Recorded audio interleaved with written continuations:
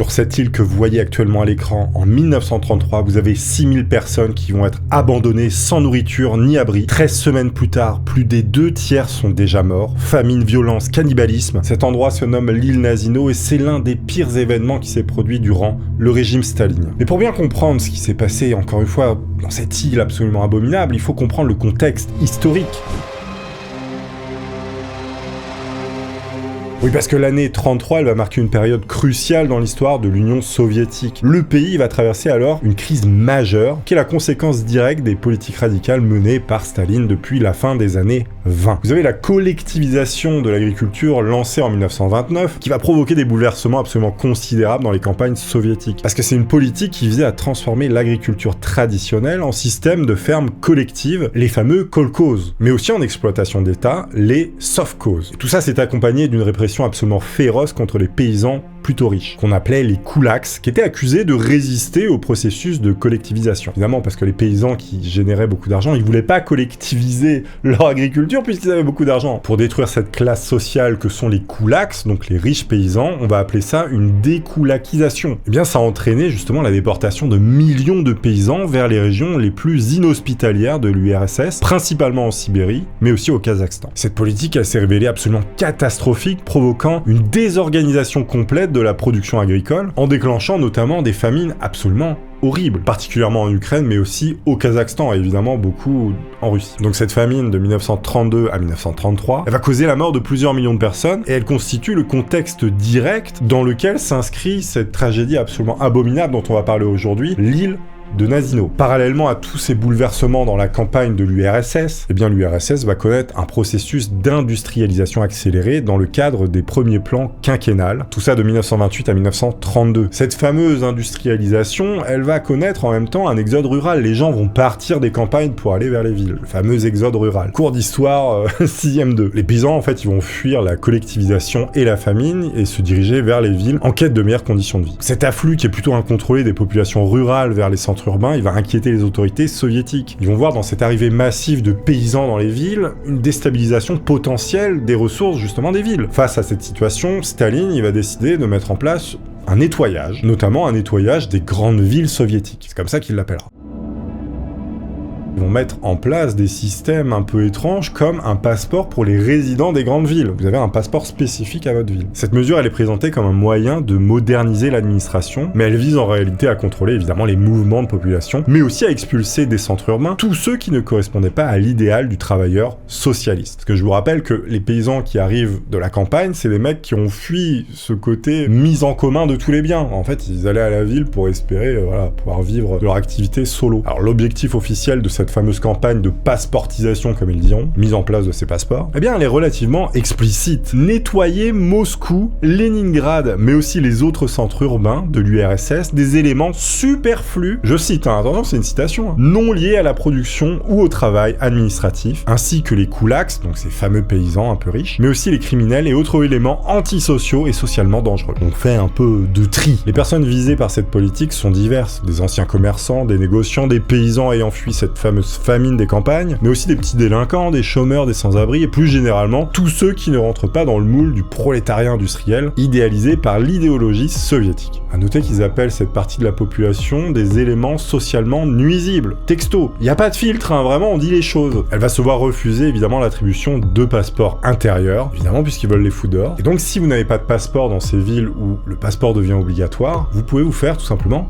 déporter et arrêter. Évidemment, la procédure, elle va être relativement rapide quand elle se passe. La plupart des arrestations vont être suivies d'une déportation dans les 2 jours. Quand on regarde un petit peu tout ça, on se dit finalement, c'est une rafle. C'est pas des lois pour essayer de gérer la population, c'est tout simplement une tentative de supprimer une sorte de personne, ou du moins un type de personne. Entre mars et juillet 33, 85 937 personnes vivant à Moscou vont être arrêtées et déportées pour défaut de passeport. À Leningrad, ce sera 4776 personnes. Donc c'est dans ce contexte que va naître ce fameux projet de l'île de Nazino.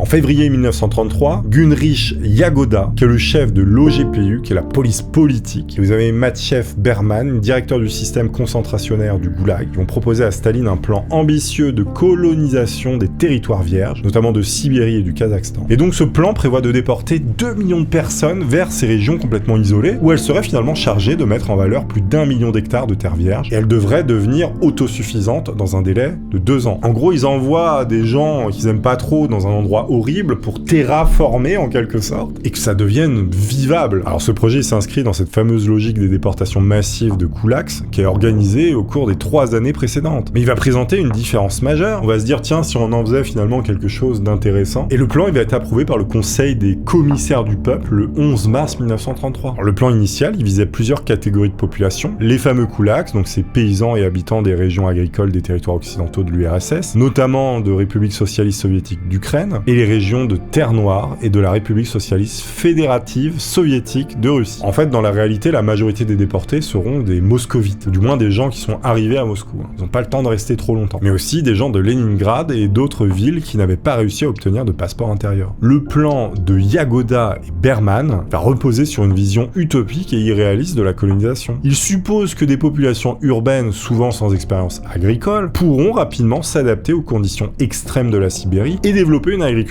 productive sur des terres absolument vierges, avec des moyens absolument dérisoires dans un délai relativement court. Alors cette méconnaissance des réalités pratiques de la colonisation, elle révèle l'aveuglement idéologique des dirigeants soviétiques, mais aussi leur tendance à sous-estimer les difficultés de leurs projets, souvent complètement délirants. Je remets un petit contexte ici, c'est-à-dire, admettons que vous envoyez que des Parisiens qui n'ont jamais quitté Paris dans une campagne, genre en Ardèche, pour qu'ils aillent cultiver des choses, ça va être compliqué. Bon, je vous aime beaucoup les Parisiens, hein, vous êtes mes amis, mais bon, on peut pas tout avoir, vous êtes forts dans d'autres trucs.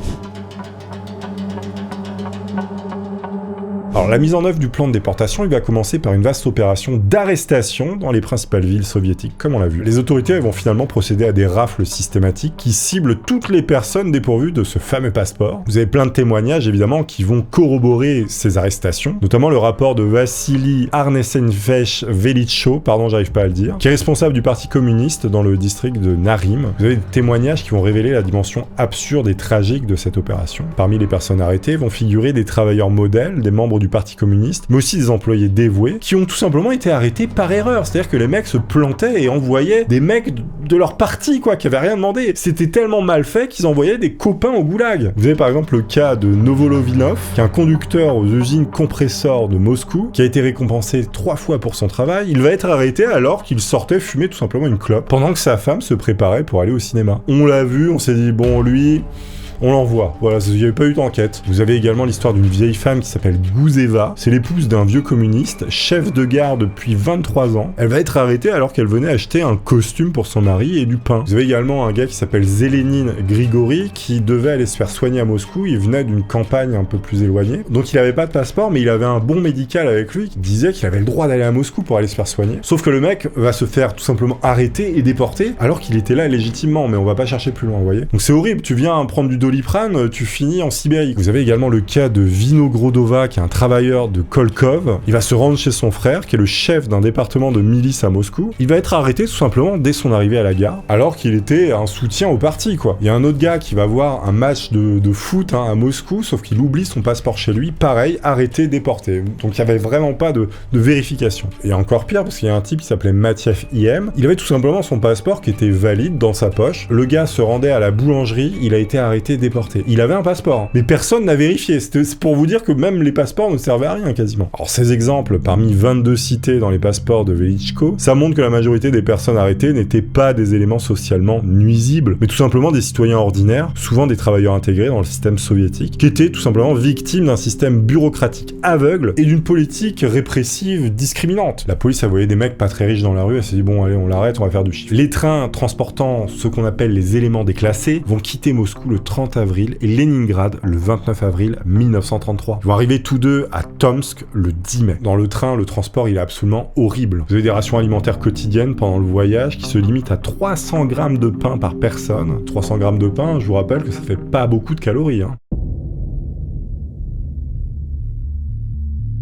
L'horreur dans l'horreur, c'est que dans ces groupes, il y a des criminels qui vont déjà exercer des pressions sur les autres prisonniers. Donc je peux te dire que là, quand t'es dans ce train-là, en direction de la Sibérie, avec des mecs qui commencent à te mettre la pression et des couteaux sous la gorge, tu sens que t'es tombé dans un traquenard. Ils leur volent leur nourriture, les tabassent, prennent leurs vêtements, ils établissent directement une hiérarchie à l'entrée du train, et cette hiérarchie, donc cette domination de la part des criminels, elle va perdurer et s'aggraver sur cette fameuse île de Nazino. Alors, les autorités, elles font pas du tout de classement, c'est-à-dire qu'elles mélangent les criminels, mais aussi les citoyens à peu près lambda et les paysans. Donc, forcément, les paysans se font dégommer par des mecs qui sont complètement fous. Finalement, ils vont arriver à Tomsk et les déportés vont être dirigés vers un camp de transit qui est prévu pour accueillir 15 000 personnes. Plus de 25 000 personnes vont finalement arriver là-bas en avril. Et il faut savoir que le camp n'est même pas fini d'être construit, il devait être fini le 1er mai. Vous avez une surpopulation dans un endroit qui est pas fini de construire. Les autorités de Tomsk, elles vont confirmer que cet afflux massif, il est imprévu. Évidemment, là-bas, tout est congelé à cette période et il faut attendre un petit peu, notamment début mai, afin de pouvoir traverser la rivière et commencer le travail. Sauf que la police, les mecs qui avaient organisé cette déportation, ils n'avaient pas pris ça en compte. C'est-à-dire, ils n'avaient pas calculé que en Sibérie, en hiver, tout est congelé. Donc, ce qui va se passer, c'est qu'il va y avoir un embouteillage monstre parce qu'ils sont pas tout à fait dans le camp de travail, ils sont un peu avant. Donc, en fait, il y a des gens qui vont affluer.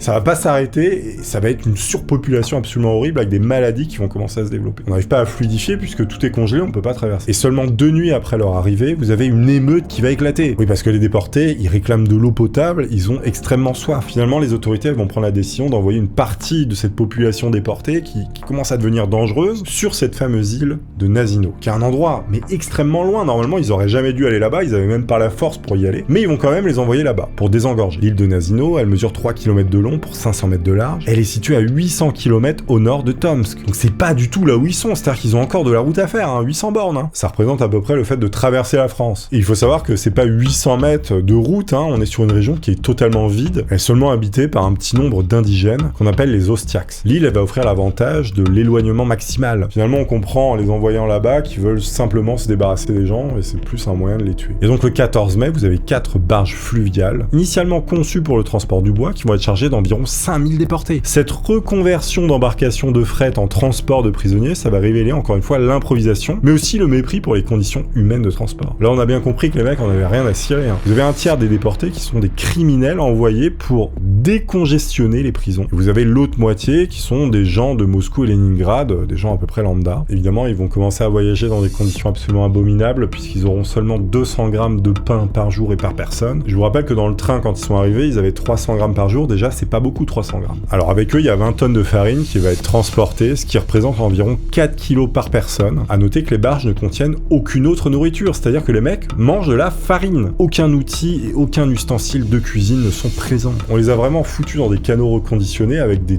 paquets de farine et allez, débrouillez-vous pour 800 km les gars. 5000 personnes, attention. Le 18 mai 1933, l'après-midi, les barges vont finalement accoster sur l'île de Nazino. Elles vont commencer le débarquement de leur cargaison humaine, du moins ce qu'il en reste. L'île d'environ 3 km de long sur 600 mètres de large, elle constitue un environnement particulièrement hostile pour accueillir une population aussi nombreuse. Il s'agit d'une île marécageuse, on n'est pas sur un atoll, les opticiens, tout ce que vous voulez. Quoi les opticiens? Il n'y a aucune infrastructure, aucun abri, aucune source d'eau potable fiable, le sol est spongieux et instable, compliqué de construire quelque chose, et je vous parle même pas de l'agriculture qui est quasiment impossible. Le décompte des déportés au moment du débarquement, il va révéler l'ampleur de la tragédie qui va commencer. 322 femmes et 4556 hommes sont dénombrés vivants. Plus de 27 corps de personnes vont être retrouvés au fond des cales. C'est-à-dire que le voyage de 800 km a tué quasiment 30 personnes déjà. Cette mortalité durant un transport qui était quand même relativement court, ça dénote déjà l'ampleur de la tragédie qui va arriver. Alors plus inquiétant encore, vous avez plus d'un tiers des déportés qui sont trop faibles pour se tenir debout à l'arrivée. Donc voilà, on est vraiment dans un truc absolument abominable et l'enfer ne fait que commencer puisqu'ils viennent d'arriver en enfer. Les autorités ne vont même pas prendre la peine de tenir un registre des personnes, du nombre de personnes. Ce qui va faciliter aussi la disparition de quelques personnes, disparition un peu suspecte. Et le 27 mai qui suit, environ 1200 personnes supplémentaires vont arriver sur l'île qui est déjà complètement saturée, ce qui porte le total à plus de 6000 personnes à l'intérieur. Évidemment, ça aggrave encore la situation qui est déjà dramatique. Ce nouvel arrivage de personnes avec lui transporte aussi 20 tonnes de farine. Sauf que ça va tourner au désastre, le débarquement de cette nourriture. Parce que les gens, ils crèvent la dalle là-bas. Vous avez une bagarre énorme qui éclate immédiatement dès que les gens voient la farine. Ils sont tous prêts à s'entretuer pour avoir un peu de farine. farine justement. Les gardes ils sont complètement débordés et ont très peur de toute cette violence. Ils vont finalement ouvrir le feu sur tout le monde, ce qui va causer plein de décès. Face à cette situation incontrôlable, les autorités vont décider de transporter la farine sur la rive opposée à l'île, espérant pouvoir organiser une distribution plus ordonnée. Le problème c'est que la tentative de distribution le lendemain matin va se solder par un nouvel échec. Les prisonniers sur l'île ils vont encore commencer à se battre dès qu'ils voient la farine, et les gardes ils vont encore se mettre à tirer sur tout le monde. Encore une fois, plein de décès.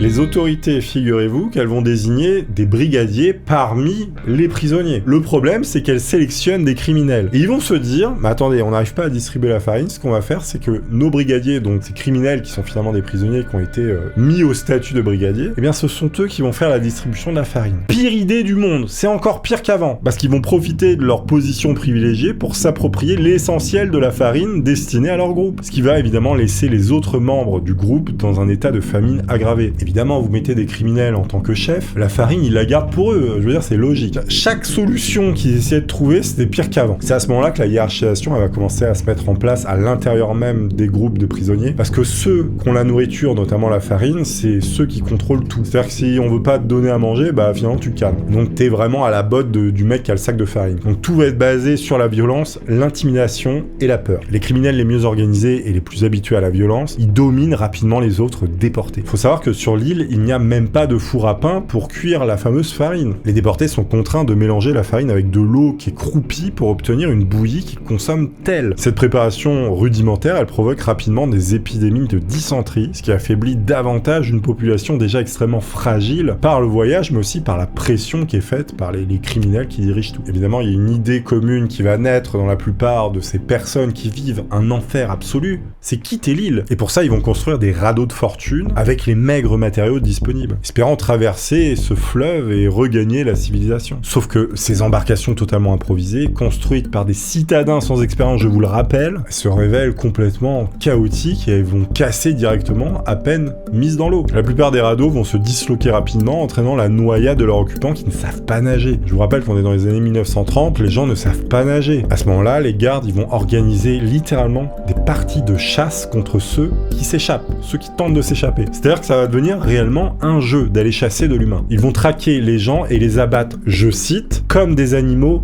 pour le sport. C'est eux qui diront ça. Ils font vraiment de la chasse à l'humain, les mecs s'amusent. Même ceux qui arrivent à traverser, finalement, ils se retrouvent dans la taïga hostile et on considère qu'ils vont mourir puisqu'il n'y a absolument rien du tout. Ils ont surtout aucun équipement de survie, voilà, c'est quasiment impossible de survivre. Et donc cette situation d'isolement absolument total va transformer l'île en prison naturelle, d'où il est quasiment impossible de s'échapper vivant. Cette configuration géographique, elle explique en partie pourquoi les autorités ont choisi ce lieu. Ils savaient très bien que les gens allaient tout scanner là-dessus, quoi. Et ça permettait de pas mettre trop de garde, puisque les gens ne peuvent tout simplement pas partir. Les conditions d'hygiène, elles vont vraiment se dégrader très rapidement, parce que vous avez des cadavres un petit peu partout, l'eau elle est souillée par des excréments, donc tout le monde tombe malade, il y a des épidémies, c'est le cercle vicieux, et ça devient vraiment une déchetterie à ciel ouvert. Vous avez notamment le typhus qui fait rapidement son apparition, qui s'ajoute à la dysenterie, qui commence à décimer tous les déportés. L'absence de savon, de vêtements de rechange, d'installation pour se laver, mais aussi l'impossibilité de se séparer des malades, tout ça, ce sont des facteurs qui vont contribuer à transformer l'île en véritable foyer infectieux où les maladies se propagent à une vitesse foudroyante. Vous avez quelques médecins sur l'île, mais évidemment ils ne servent à rien, même eux vont tomber malades. Je vous rappelle que la majorité des gens sur cette île sont des citadins qui ne savent pas faire pousser du gazon. Ils n'ont aucune connaissance de survie, voilà, eux, ils sont habitués à acheter leur poulet dans un magasin et leurs graines de quinoa chez Biocop.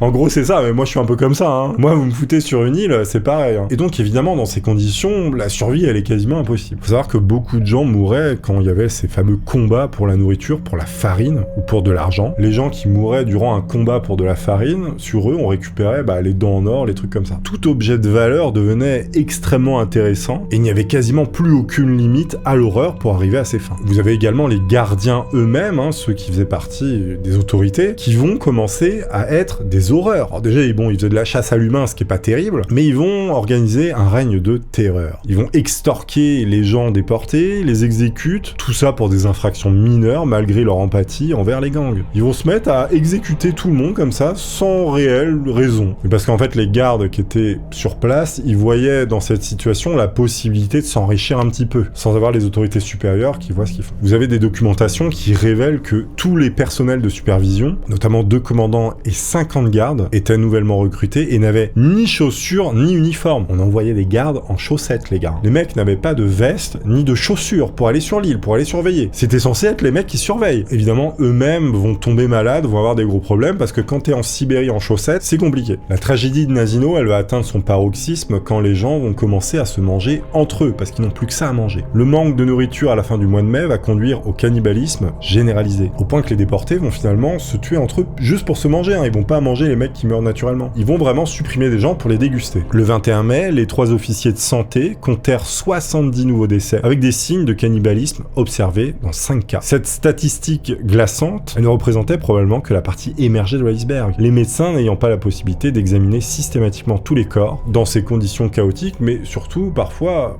il manque des morceaux. Au cours du mois suivant, les gardes vont arrêter environ 50 personnes pour cannibalisme. Ces arrestations elles vont témoigner de la banalisation progressive de ces pratiques extrêmes. En même temps, les gars n'ont plus à manger, donc faut bien qu'ils mangent quelque chose. Il y a un témoignage qui va être recueilli en 89, donc bien plus tard, par l'organisation mémoriale, qui va illustrer avec une cruauté saisissante la réalité de ces pratiques. Il y a un témoin qui s'appelle Ostiak qui va raconter ceci. Il y avait un garde sur l'île nommé Kostia Venikov, tomba amoureux d'une jeune fille qui avait été envoyée là et la courtisait. Il la protégeait, mais un jour, il dut s'absenter pendant un moment. Et il a dit à l'un de ses camarades, s'il te plaît, prends soin d'elle. Mais avec tous ces gens-là, le camarade ne pouvait pas vraiment faire grand-chose. Les gens ont attrapé la fille, l'attachèrent à un peuplier. Oh putain, ah ouais, c'est horrible. Alors là, ça va être compliqué pour moi d'expliquer ce qu'il dit, mais en gros, ils l'ont cut vivante, notamment les parties du torse et tout, ils ont découpé vivant pour la manger. Quand son amoureux qui la protégeait, il est revenu, elle était encore vivante, accrochée à cet arbre, à moitié découpé, genre c'est vraiment horrible. Il va essayer de la sauver, mais malheureusement, il va pas réussir parce qu'elle était complètement dévorée, vivante. Donc ça vous illustre vraiment le truc absolument abominable qui s'est passé là-bas. Vous avez un autre officier qui raconte que sur les corps qu'il retrouvait, il manquait souvent des organes qui finalement avaient été mangés. Il y a des corps également qui vont être mutilés, non pas parce qu'on les mange, mais avec des endroits spécifiques qui sont arrachés, ce qui dénote que sur l'île, il y a des gens qui ont des réels problèmes psychiatriques. Vous avez des mecs qui se mettent à découper tout le monde. On est vraiment en enfer. Hein. Après ça, vous avez beaucoup de déportés qui vont essayer de partir de l'île parce qu'ils ont très peur. Donc vous avez des groupes de personnes qui vont tenter de fabriquer des radeaux comme ils peuvent, mais encore une fois, ils vont pas réussir et la plupart vont mourir. Faut savoir que ce projet n'avait pas été validé par Staline lui-même. C'est-à-dire que le projet avait abouti, vous aviez des gens sur l'île et avec tout ce qui s'est passé, tout ce qu'on a vu. Mais le temps que ça arrive aux oreilles de Staline, le projet, Staline, en fait, il dira non, on fait pas ça. Sauf que c'était déjà fait, hein. Les gens s'étaient déjà mangés et entretués. Donc ce qui montre encore l'organisation absolument mauvaise. Le projet, il est finalement abandonné, mais ça intervient après le début de sa mise en œuvre. Donc la situation sur l'île de Nazino, elle prend finalement fin début juin, lorsque les autorités soviétiques vont dissoudre la colonie et que les 2856 déportés survivants vont être transférés vers des colonies plus petites en amont de la rivière Nazina, laissant 157 déportés qui ne pouvaient pas être déplacés sur cette île horrible pour des raisons de santé. Ils vont abandonner environ 160 personnes juste parce qu'ils sont malades. Vous avez, je vous rappelle, moins de la moitié des personnes qui ont survécu. Hein. Durant cette évacuation, vous avez des centaines d'autres qui vont mourir. L'évacuation elle-même, elle va se transformer en une nouvelle épreuve mortelle pour des gens qui sont complètement affaiblis par des mois de privation et de mauvais traitements. Et finalement, on va même renvoyer environ 4000 personnes sur cette île après avoir enlevé les anciens qui étaient en train de canner. Sur les 6000 déportés initiaux, vous en avez 2000.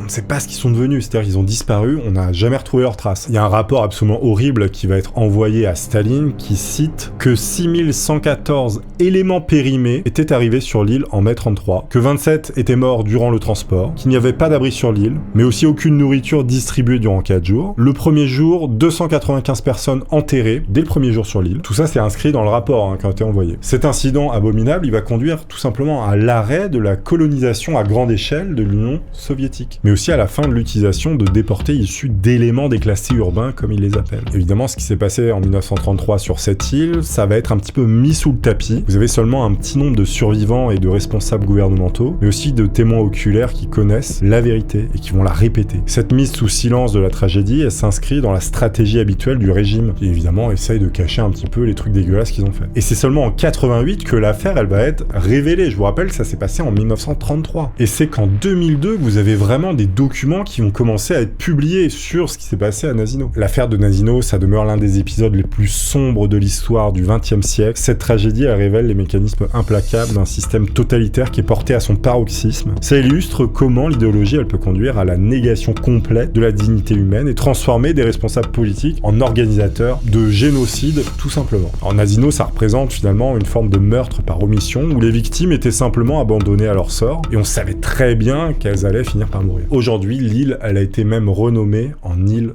de la mort.